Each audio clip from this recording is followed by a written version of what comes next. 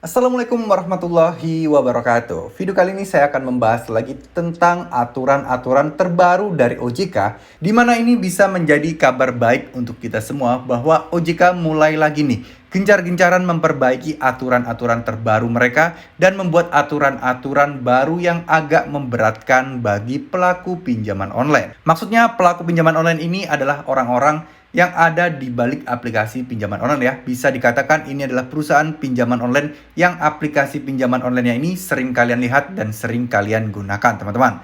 Nah, salah satu wacana di sini yang cukup terdengar oke banget adalah penghapusan DC lapangan pinjaman online. Nah, sebenarnya aturan seperti ini itu memang sudah ada dari dulu ya wacananya, cuman memang belum ada kejelasan dan belum dilakukan. Kenapa? Hari ini sulit terdeteksi ya, teman-teman, karena rata-rata aplikasi pinjaman online itu memakai jasa pihak ketiga atau outsourcing. Nah, ketika pinjaman online ini menggunakan jasa outsourcing, tentunya aplikasi pinjaman online tersebut tidak mempunyai status karyawan yang berprofesi sebagai field collector atau DC lapangan. Jadi biasanya kita tahu ya, kadang kita itu melihat lowongan pekerjaan sebagai debt collector di pinjol A, B, C. Nah, ketika kita masuk, itu biasanya kita juga diarahkan ke lembaga outsourcingnya. Jadi rekrutmennya memang melalui aplikasi pinjaman online tersebut. Tapi rata-rata ketika rekrutmen, itu status karyawan kalian bukan dari PT pinjaman online tersebut, tapi sebagai PT pihak ketiga atau yang biasa disebut outsourcing ini, teman-teman.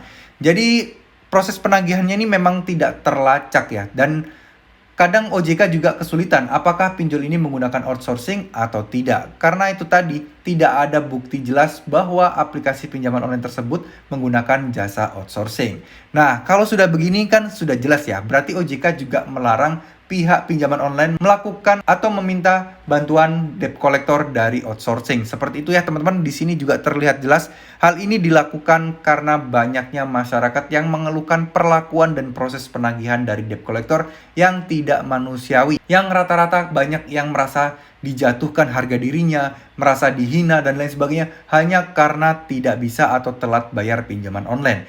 Kita tahu ya, teman-teman, banyak orang di luar sana itu mereka tidak dengan sengaja ya. Mereka pasti tentunya mempunyai masalah tersendiri. Mereka juga tentunya tidak ada dana atau uang untuk melakukan pembayaran dari hutang-hutangnya. Jadi jarang sekali, mungkin hampir 99% orang tidak bayar pinjaman itu karena mereka memang tidak ada uangnya, bukan karena memang muat main-main saja. Jadi kalau sampai debt collector yang dari outsource ini menghina, kemudian menyebarkan data dan lain sebagainya, itu merupakan suatu tindakan yang sangat-sangat dilarang oleh OJK.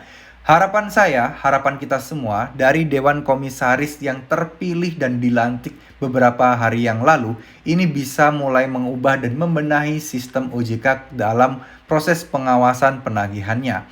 Memang kita tidak akan bisa berharap bakal cepat terlaksana, karena kita tahu lah ya, uang berbicara. Karena kita tahu ya, perusahaan besar pasti tentunya memiliki proses-proses hukum dan negosiasi yang jauh lebih bagus dibandingkan perusahaan-perusahaan pinjaman online yang kecil.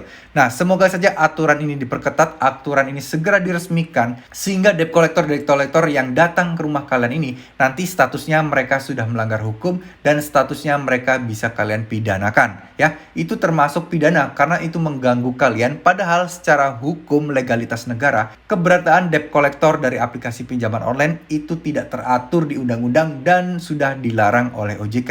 Ini jelas merupakan tindakan ilegal yang bisa kalian pidanakan jika mereka datang ke rumah kalian dan menjatuhkan harga diri kalian atau menagih hutang-hutang kalian. Untuk itulah, yuk teman-teman, buat teman-teman yang saat ini gagal bayar, telat bayar, yuk kita memperbanyak literasi membaca kita tentang aturan-aturan OJK. Jadi udah nggak ada kata-kata takut lagi buat kalian menghadapi debt collector atau DC lapangan pinjaman online. Ketika kalian mempunyai banyak informasi, kalian banyak ilmu dan wawasan tentang hukum, peraturan perundangan, kalian sudah nggak bakal takut lagi tentang debt collector yang mau datang ke rumah kalian. Dan kalian juga nggak bisa dikibulin dan nggak mudah ditipu oleh debt collector tersebut. Karena banyak banget kasus-kasus di luar sana, DC-DC ini mengaku-ngaku sebagai orang hukum lah, mengaku sebagai pengacara lah, mau mensomasi kalian lah, bahkan juga yang paling parah ngaku-ngaku dari OJK. Ini merupakan hal-hal yang harus kalian ketahui dan pelajari agar kalian tidak bisa dibodoh-bodohin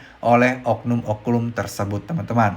Ya, semoga video ini bisa bermanfaat. Semoga ini bisa beneran terwujud tercapai nih teman-teman. Sangat menyenangkan sekali, sangat membahagiakan sekali jika aturannya sudah resmi terrealisasi dan implementasinya pun dengan benar. Karena percuma, aturan sudah bagus tapi implementasi di lapangannya masih kurang. Ya, kita doakanlah seluruh jajaran OJK dan Dewan Pengawasnya bisa bekerja lebih baik, bisa benar-benar memberantas pinjol-pinjol yang nakal seperti ini. Terima kasih, semoga video ini bisa bermanfaat. Yuk, kita mulai perbanyak baca, perbanyak belajar, perbanyak nonton video-video pengetahuan tentang peraturan OJK, hukum, dan lain sebagainya, agar kita tidak bisa diinjak-injak lagi oleh oknum-oknum debt collector tersebut, teman-teman. Wassalamualaikum warahmatullahi wabarakatuh.